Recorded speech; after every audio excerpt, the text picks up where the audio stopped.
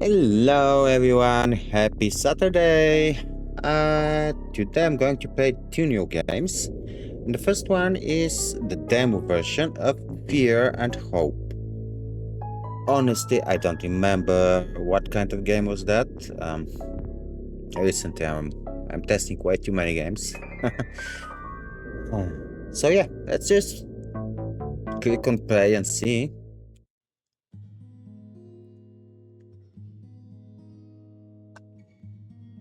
I think it was a horror game. I'm not 100% sure, but I think it was a horror game.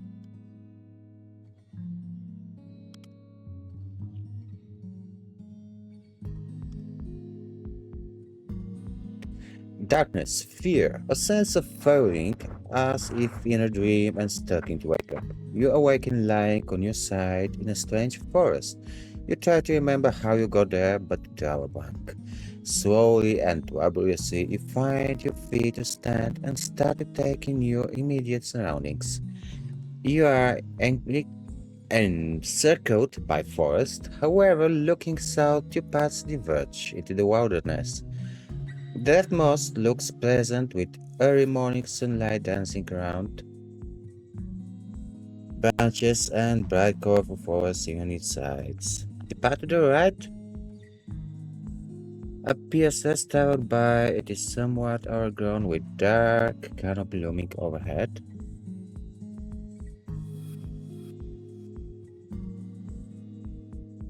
Uneven rocks and knots of exposed tree roots pockmark its surface. Just a second, I'm hearing something strange. Am I hearing something strange? Nah, maybe I'm just going crazy. Oh, that's part of the music. Okay. Do you choose the left or right path? I have no idea. I'll go the right path. It looks darker and dangerous.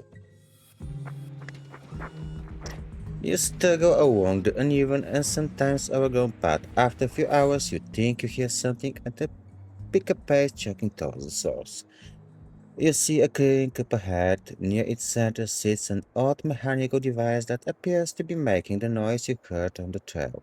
As you draw nearer, the sound abruptly stops, almost as if the machine senses your presence. As you look around, you see a bridge over a deep gorge to your right and a new path back out of the clearing to your left. The bridge looks decrepit and rickety and climbs to a rocky outcrop further on the other side. You find to hear the sound of running water echoing from deep within the chasm as the bridge attempts to cast long shadow down in the dark abyss below.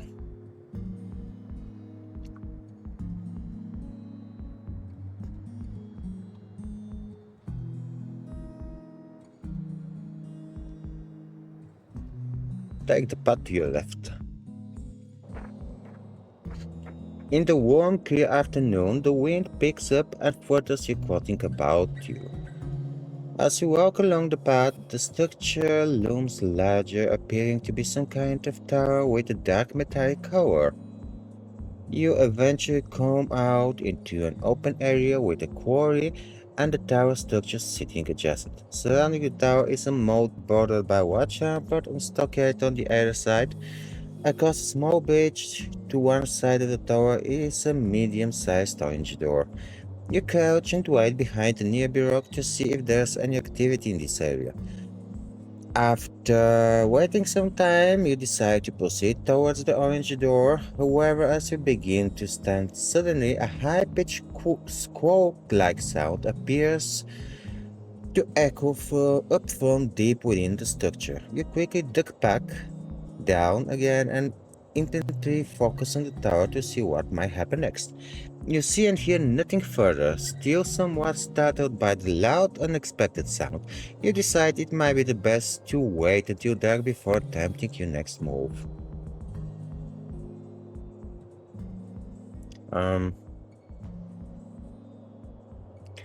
Okay, here in the menu we have something showing us the direction, southeast, the weather conditions, the temperature, I'm not sure if that's important for the game in any possible way. You continue towards the tower.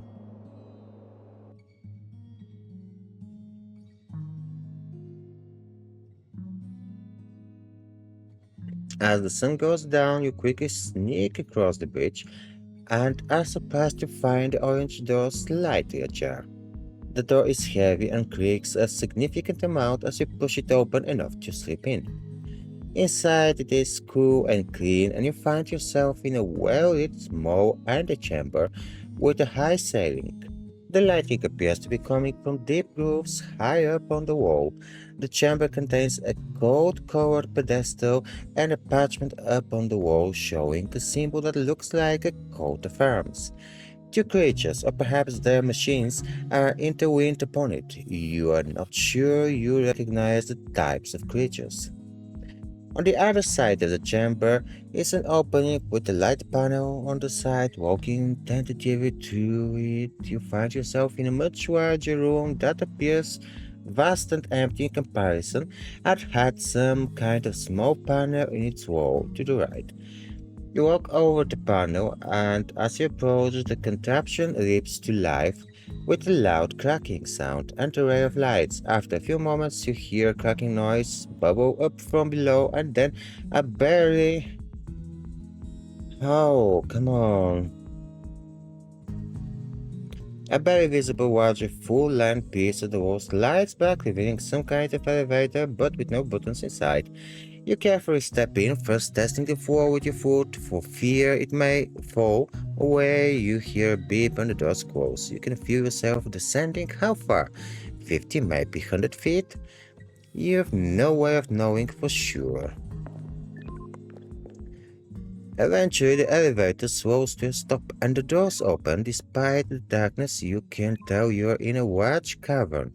On one side is a subterranean tunnel, and although it's hard to get your bearings, you guess it might lead off to the northeast. The tunnel has a watch object by its mouth, and there is a kind of interface that's nearby, seemingly linked to the watch object that has a wide array of colored red buttons on its console. Oh, too many texts. Inches of dust cover most of the floor, as two vast epochs have passed since it was disturbed. By immediately you notice areas where the dust has been scraped away. Most of the scraping appears inscrutable to you, although in place it looks like something may have been dug through. As you walk towards the interface desk, you see better into the tunnel and notice a track of equidistant oval, metallic shapes along its base as far as the poor lighting allows you to see.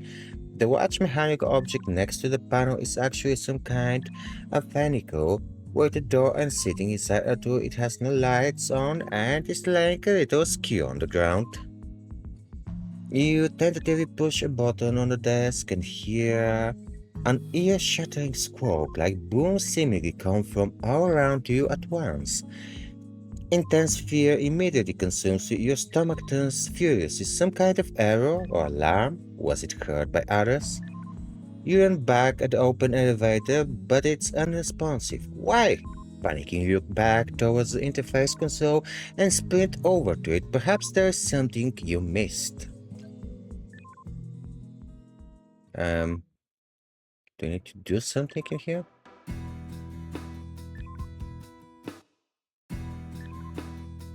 Oh, come on. Really? Come on.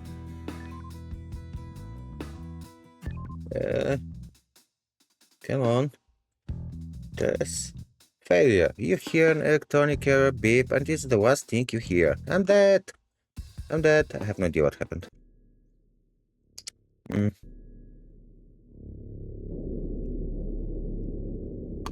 Let's try again. A vault. I'm clicking on repair, clicking on vault, and nothing happens. If I go to my menu, nothing happens.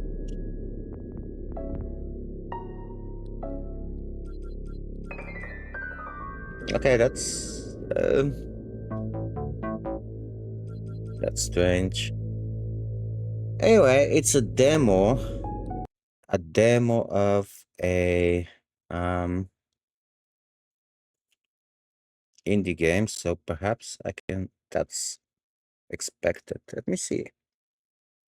Uh, it's um it's supposed to be a choose your own adventure type of game.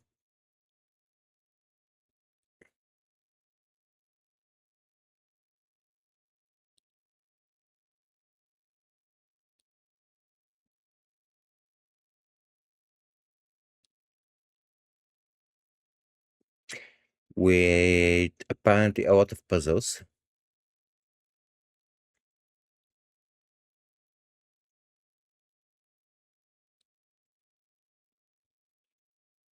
Cool inventory. Oh, nothing in the demo told me that I can open a clue inventory or anything. I don't know. Let me see if I can do something in here.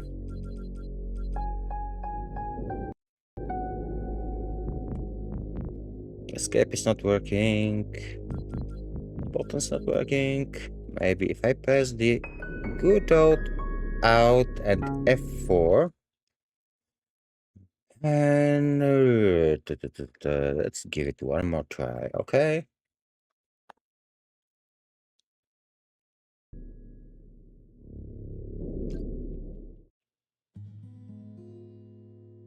Let's try again, and I'll take another path this time. Darkness fear, yeah. Can we please skip?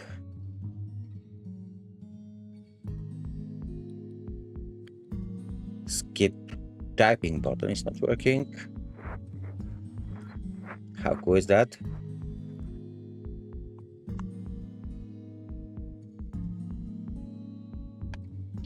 Let me see.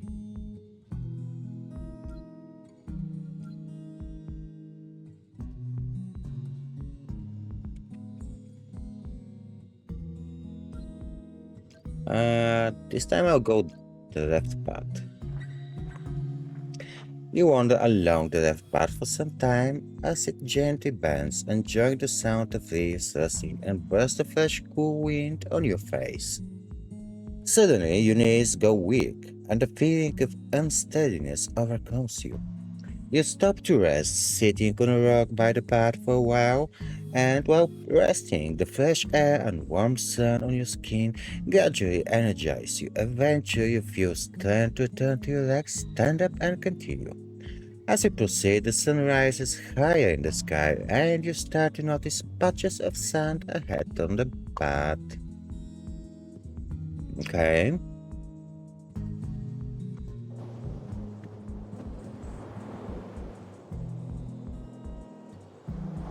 You emerge from the path onto a beach with large waves crashing into the sandy shore. The water looks clear but cold. The air and sand underfoot feel extremely warm and comforting in comparison.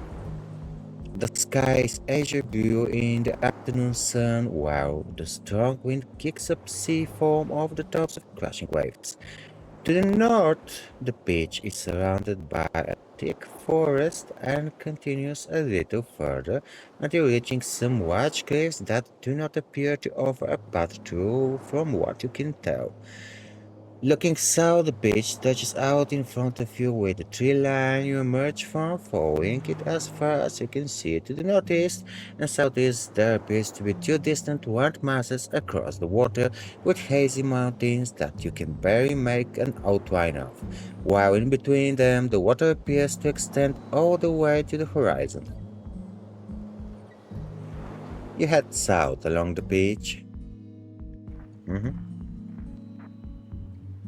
As the sun sets, you continue along the coastline, traversing various minor twists, turns, and rocky outcrops peppered here and there. You come to a path running parallel to the beach and decide to take it, As it's easier underfoot, the path eventually gains elevation so that it runs along a cliff face overlooking the beach. The winds die down as you proceed, and this, along with the changing tide, seems to play a significant role in taming the ferocity of the waves below.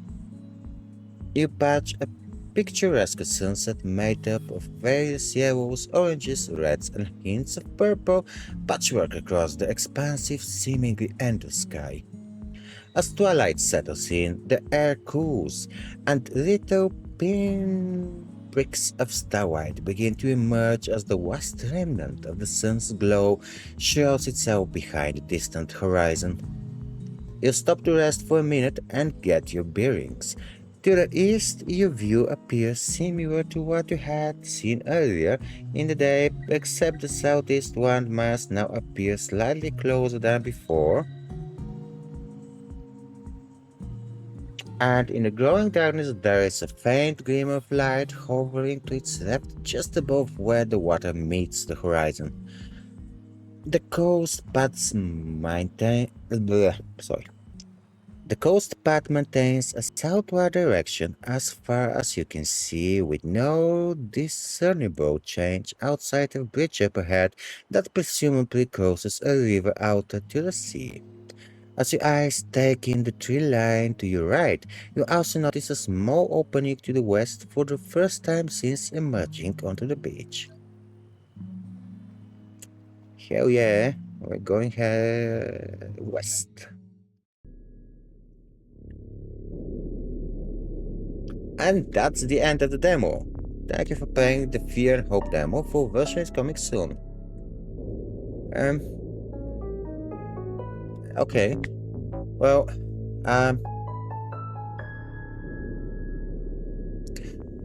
this demo is really short, so I really cannot tell what I cannot tell how I feel about that. I mean,